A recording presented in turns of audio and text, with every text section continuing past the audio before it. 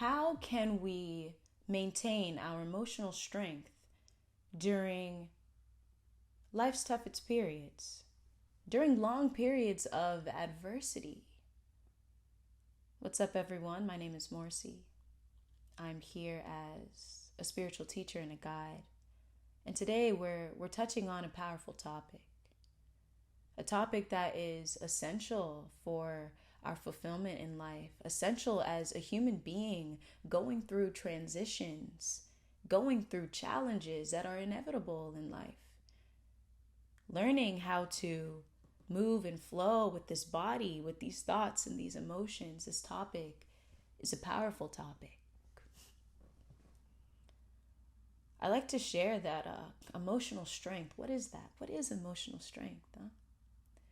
Emotional strength, emotional awareness, emotional resilience, whatever it might be. Emotional strength is our ability to navigate and manage these emotions, to work with them, to dance with them. You see, this awareness of our emotions, it allows us to receive emotions as they come, rather than suppressing them, avoiding them, or hiding from them. See, that's the difference.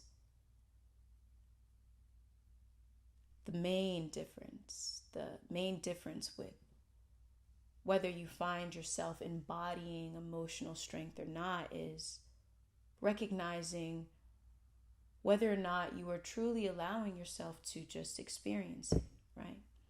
And this, I'm sharing this, but this isn't a moment for you to beat yourself up if you feel like you have been hiding emotions. This isn't something for you to say, oh, I am not emotionally strong. No. I'm sharing this in a perspective where you can recognize whether or not you recognize your current way, your current method of dancing with your emotions, being in harmony with them. You see, the reason why we suppress them and we avoid them is because we don't know what to do with them. When they arise, we feel out of control. When they arise, it might bring up certain memories that we've been trying to avoid, and it may feel much better in the moment to just suppress them, to not feel them. Perhaps emotions, what comes up is a feeling of weakness. I'm sharing with you in this video a different perspective, a perspective that allows you to be aware, to be alert, to be calm, to truly feel and flow with your own body, with your own mind, with the world around you. And this comes from the way you approach what arises. Because when you continuously suppress it, hide it, push it down, it finds its way out. It finds its way out to express itself. These emotions, they need to express themselves. That's all they need to do. And often they find themselves squeezing out through our reactions towards others, the actions we take or don't take, the way we see ourselves, the way we see ourselves as an individual. We may end up doubting ourselves, putting ourselves down, not speaking about ourselves in the highest light, simply because we haven't yet learned or truly approached our emotions, our very human, natural, inevitable aspects of life, these aspects of life to arise on its own. I find that during life's toughest periods, the longest periods, it is the perfect opportunity to deepen our presence. What is presence, you may ask? Presence is being here, fully in the moment, with what arises and falls, without getting so engaged in it, without getting engaged in it, without identifying and saying that thought is me. That thought is right. It's real, without validating it, without validating a memory. When you're present, you're just here. That's it. It's It's simple. The mind, it gets in the way of presence because it tries to judge it and critique it. It tries to figure it out. In presence, there's nothing to figure out. You're being. Truly honoring that human being aspect of this experience we call life. Being. In the space of being, I mean, ultimately, on a deeper level, for me especially, I recognize that I am life. I am the flow. I am the present moment. The world around me my outer world is a mirror of my inner world. And the way I choose to engage in this very moment is the way I'll engage in any other moment. And this is a message I'm sharing with you, so you feel inspired to no longer suppress your emotions, but understand them. It feels very nice to allow yourself to consciously express these emotions. Sometimes we're not consciously expressing them. We're unconsciously expressing them due to emotional exhaustion, due to overstimulation, right? Feeling overstimulated within the body, being too absorbed in thought, again, emotions. Non-identification is a powerful practice, especially when it comes to presence, recognizing the moment as it is, without critique or judgment. Presence is untouched by that. When you're present, you have nothing to prove. You have no identity to protect. You're fully in flow. You are the flow. And so you notice there's ease. There's not this heaviness. There's not a weight. Perhaps the thoughts are just in the background. Perhaps they're not there at all. I find that not only is non-identification, non-reactivity a powerful practice, but so is scanning the inner body. Just taking the mind, your attention out of the mind and just into the body. Your body is here. Your body is grounded in the moment. It is present. As long as you're non-reactive to it and just being, you can feel yourself grounded in the moment. Here. Routine is another powerful practice or something you should implement in your day-to-day. Now, I know some of you may be like, oh, I hate routine. I don't like routine. That comes from being in having to be in a routine that you don't like, doing things that you don't care for. When you choose to step into a routine where you genuinely enjoy what you're doing, you're fully present, right, with what you're doing, you notice there is emotional stability, especially during life's toughest periods, right? Once again, these tough periods. It could be tough, it could be long, whatever it is. You might be like, when is this going to end? It's the perfect moment to deepen your presence. A smooth sea never made a skilled sailor. So when you find these tough moments arising, this is your opportunity to build that emotional strength, to expand your emotional resilience, to be emotionally aware. It's the perfect time. The times when you're feeling like, oh, I have no issues.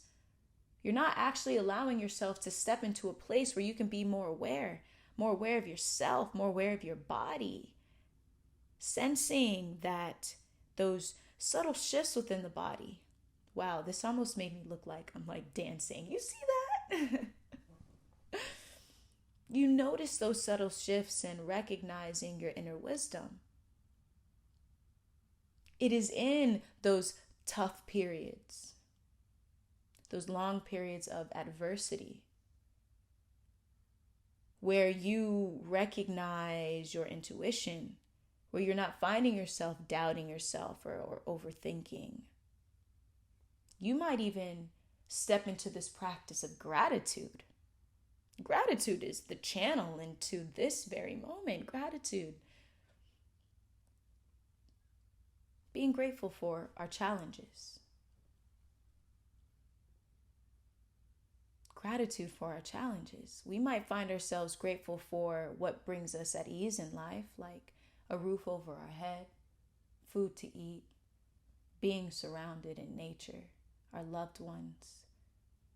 But what about the moments that truly challenge where our current state of being, the way we think, act, and feel? Yeah, it's uncomfortable. That's exactly how we grow. When we go and we work out, maybe we're running, we're practicing yoga, my current love, whatever it might be, all right? Weight training. The body is put through challenge. It's stressed a little bit. Not a little bit, a lot of it. We feel a lot of pain. It's in those moments where we learn how to be present with pain. Pain is inevitable. Suffering's a choice, but pain in this world of form is inevitable. It's a part of the human experience. What comes to mind right now is that question. I don't think there's a right or wrong answer, but the question is, what's the purpose of life? What are we here for? Many things come to mind, especially for me on this road of being a guide and a teacher and coaching others. What is the point of life? Not even just that, even in my just day-to-day life, the question comes up. I find that a big aspect of that is experiencing these emotions, experiencing pain, and learning to transmute it, learning to work with what is in front of us and transmute it. Not try to avoid it, not trying to rush to another future moment, but being in it, feeling it, every emotion. Because every emotion, it ultimately allows us to process and certain experiences like sadness or grief. It allows us to process loss and disappointment. Maybe even happiness and cheer allows us to process moments when we're receiving, moments when our expectations were fulfilled. It's when we find ourselves honoring one emotion over the other that we make the moment tough. We are elongating, if that's a word. We're making whatever we're having, it feels that long period of adversity, right? It ultimately ends up being a story within the mind. This tough moment that we're going through, it ends up being a story within the mind. Now, this isn't me trying to invalidate your feelings, right?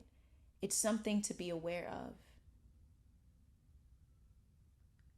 It's not to, once again, this is not suppression. Emotional awareness, emotional strength is how you dance with, work with, navigate emotions, not avoid it, not avoid the inevitable,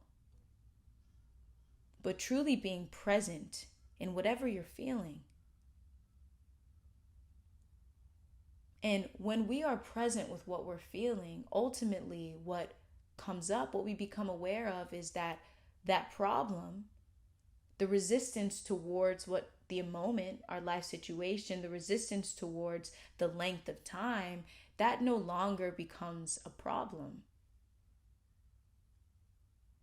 It's just ultimately is. It's just what is, right? True inner peace, it doesn't come from our external world. It doesn't come from what we receive or don't receive. True inner peace is a state of being. True inner peace is available to us whenever we're willing to receive it. We can always recognize inner peace. Inner peace is our natural state. We may not be aware of that because we're so caught up in the mind, not aware of our truest essence, beyond thoughts and emotions, unaware of the formless dimension that is inseparable from life itself, too engaged, too identified with form. We're not recognizing inner peace. We're not recognizing our true essence, our natural state.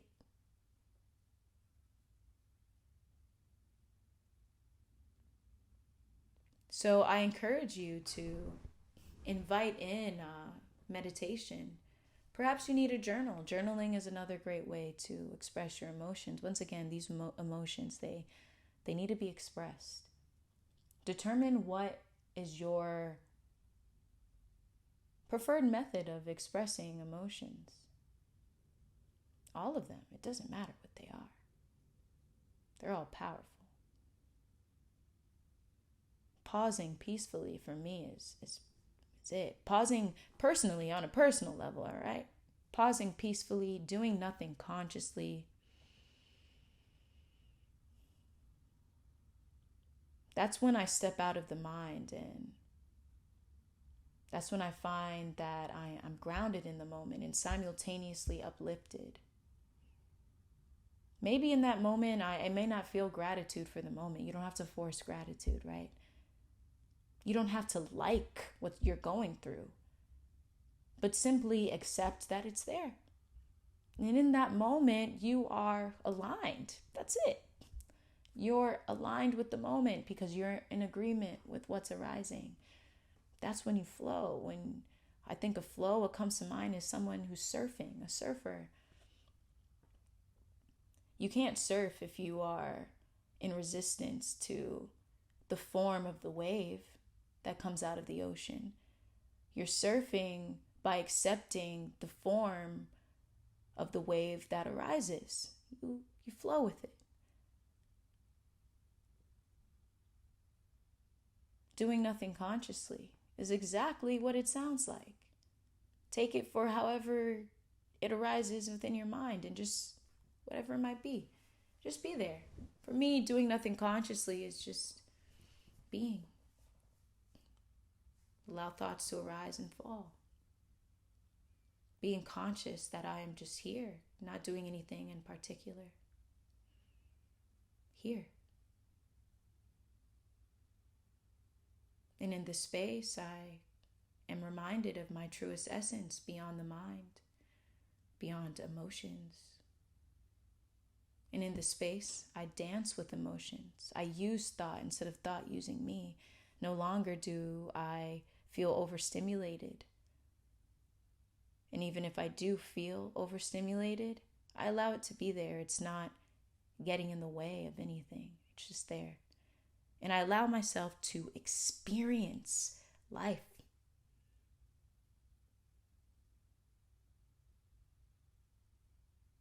Be gentle with yourself. Be patient with yourself. There's no need to rush to an end goal. Acknowledge that this moment right here is your opportunity to deepen into presence, to ground yourself into this moment. This is the moment for you to recognize your truest essence beyond form, so you truly feel at peace and at ease. If this topic aligned with you, check out my course, Peaceful Pauses for the Overstimulated Mind, a meditation course. It's focused on this powerful practice, this powerful yet gentle practice of inviting in brief, intentional moments of calm, alert awareness. being here and recognizing that life is a meditation. It is a meditation course to show you that life is a meditation. If you find it difficult to invite in just moments of being throughout the day, this course is for you. I also tap into recognizing your truest essence beyond form, beyond the physical, beyond thoughts and emotions, memories, and the loop of negative thinking. It's all based on 7 powerful topics. I take you on a journey. It's a powerful journey.